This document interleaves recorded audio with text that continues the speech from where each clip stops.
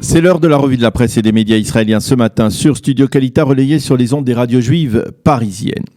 Il y a une très intense actualité politique et diplomatique ce matin que l'on peut constater dans les quotidiens israéliens, dans les sites d'information, même dans les journaux télévisés d'hier soir, à un peu plus de 24 heures de la prestation de serment du gouvernement d'urgence nationale. Mais ce matin, impossible de commencer cette revue de la presse autrement que par ce terrible drame de la mort en opération du sergent-chef Amit Ben Eyal, Zichrono Livracha, soldat des commandos d'élite de la brigade Golani. Amit Ben Eyal était fils unique et à ce titre, il avait dû demander à son père une autorisation spéciale pour servir dans une unité d'élite combattante. Son père avait d'abord refusé, mais sous l'insistance du jeune garçon, il avait cédé, il lui avait donné son feu vert pour servir dans cette unité, les commandos Golani. Dans la nuit de lundi à mardi, lors d'une opération anodine d'arrestation de suspects d'activités terroristes dans le village de Yahabed, dans le nord de la Samarie, Amit Ben Eyal a reçu un bloc de béton lancé du 3e étage d'un bâtiment par un terroriste palestinien. Il a été tué en dépit du casque qu'il portait,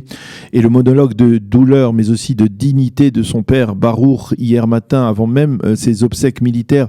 sur les ondes de la radio israélienne, a brisé le cœur de milliers d'Israéliens et s'est très vite propagé sur les réseaux sociaux. Les obsèques d'Amit Ben Eyal, qui n'avait que 21 ans, se sont déroulées hier en fin d'après-midi en présence du ministre sortant de la Défense Naftali Bennett, et là encore ceux qui ont assisté ou les images qui ont été diffusées de l'oraison funèbre de son père et de sa mère ont fait couler de nombreuses larmes en Israël. Et ces images douloureuses d'un père pleurant son fils unique disparu, entouré des bérets marrons des soldats de la brigade Golani, sont en manchette du Israël Hayom et du Yediot Aharonot et ne laissent ce matin personne insensible. Le cri de peine d'un père, titre le Yediot Aharonot, et le journal souligne que Binyamin Netanyahu a promis hier que l'État d'Israël mettra la main sur le terroriste responsable de cet acte. Le Maariv annonce ce matin dans sa page d'ouverture, la page d'ouverture de son site, que les forces de Tzahal se sont lancées dans une chasse à l'homme pour retrouver le terroriste de Yahabed, et que selon certaines informations, les forces israéliennes ont pénétré dans la nuit dans le village palestinien avec des engins lourds, et une partie des habitants du bâtiment où le terroriste a lancé son bloc de béton ont donc été arrêtés. Retour à l'actualité politique très chargée ce matin, avec en particulier la distribution des portefeuilles ministériels au Likoud et à Bleu-Blanc, qui est mentionné en une du Yediot Aharonot. Le Israël Hayom, lui, nous confirme ce qui a été annoncé hier soir dans les journaux télévisés des grandes chaînes. L'imbroglio politique dans la distribution des portefeuilles semble avoir été résolu grâce à un développement inattendu, l'acceptation de Yuli Edelstein de devenir le prochain ministre de la Santé publique, alors qu'il exigeait jusqu'à présent de revenir au poste de président de la Knesset. Edelstein a affirmé qu'il avait décidé de relever le défi d'un tel poste en période de crise du coronavirus, et cela a d'une certaine manière permis à Binyamin Netanyahou de résoudre une sorte de quadrature du cercle, et concrètement c'est donc Yariv Levin qui devient le président du Parlement israélien, Israël Katz devient ministre des Finances avec une commission prioritaire de gérer la crise économique provoquée par l'épidémie de Corona, Amir Ohana sera à la sécurité intérieure, Miri Regev au transport, et le ministre de l'énergie Yuval Steinitz, qui a toujours été très loyal envers Binyamin Netanyahou, s'est vu proposer le portefeuille important de l'éducation nationale. Et ce matin, si ce dernier ministère est proposé à l'un des responsables du Likoud, cela signifie une chose: Yamina ne devrait pas faire partie de la prochaine coalition gouvernementale. Et le Israël Hayom ne cache pas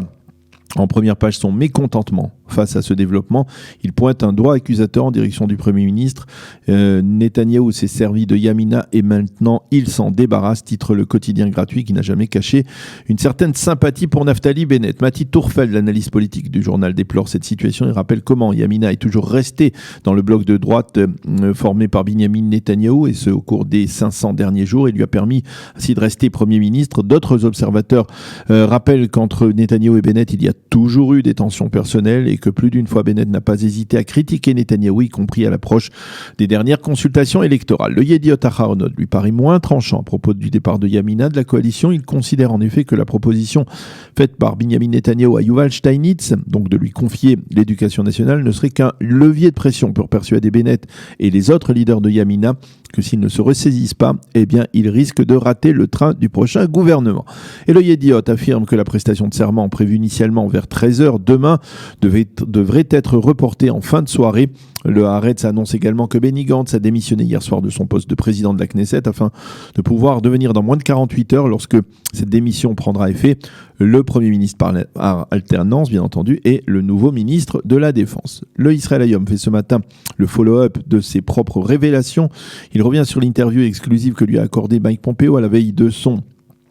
arrivée en Israël, une interview dans laquelle le secrétaire d'État américain affirme que l'instauration de la souveraineté israélienne sur la vallée du Jourdain et les implantations juives est une affaire purement israélienne, sous-entendu dans laquelle les États-Unis n'ont pas ou n'auraient pas l'intention de s'immiscer. Le quotidien gratuit affirme que ces propos ont été salués en Israël, mais il semble tout de même que ce dossier relativement explosif sera au cœur des entretiens que Mike Pompeo aura aujourd'hui avec les dirigeants israéliens, en particulier Benjamin Netanyahu et Benny Gantz. Les quotidiens soulignent que les Palestiniens menacent de se tourner vers l'ONU si la démarche d'annexion est confirmée. Mais ce matin, c'est le Haaretz qui, dans sa page d'ouverture sur son site internet, se fait l'écho du très vif mécontentement de l'Union européenne. Et le quotidien de gauche cite Joseph Borrell, qui est le très anti-israélien chef de la diplomatie européenne, qui a affirmé que cette question de l'annexion sera au cœur des travaux des ministres des Affaires étrangères de l'Union européenne, qui devrait se réunir pour la première fois depuis longtemps vendredi à Bruxelles. Borrell souligne, le Haaretz a tout de même affirmé qu'il n'était pas question pour l'instant d'imposer des sanctions à l'État d'Israël.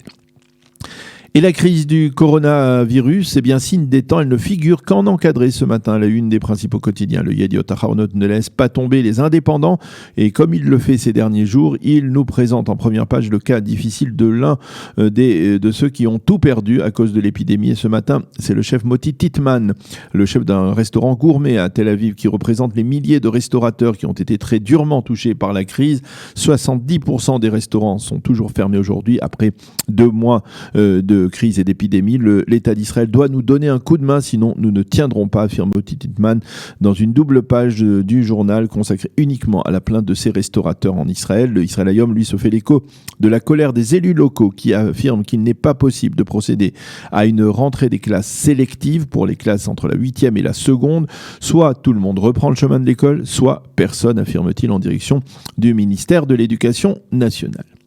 Les quotidiens israéliens reviennent ce matin, comme l'ont fait hier soir les journaux télévisés en images, sur les violations des mesures de restriction par une partie, certains films, il faut le souligner, mais très visibles, du public ultra-orthodoxe. Hier, dans le quartier de Mea Shearim, des milliers de chassidim d'une des cours les plus hostiles à l'État d'Israël se sont rassemblés pour chanter, danser et célébrer la cérémonie de Chalaké, durant laquelle on coupe pour la première fois les cheveux des jeunes enfants de 3 ans. Les images diffusées hier soir sont stupéfiantes et inspirent une seule question: où était la police durant cette cérémonie au cœur de Jérusalem? C'est la fin de cette revue de la presse et des médias israéliens sur Studio Kalita.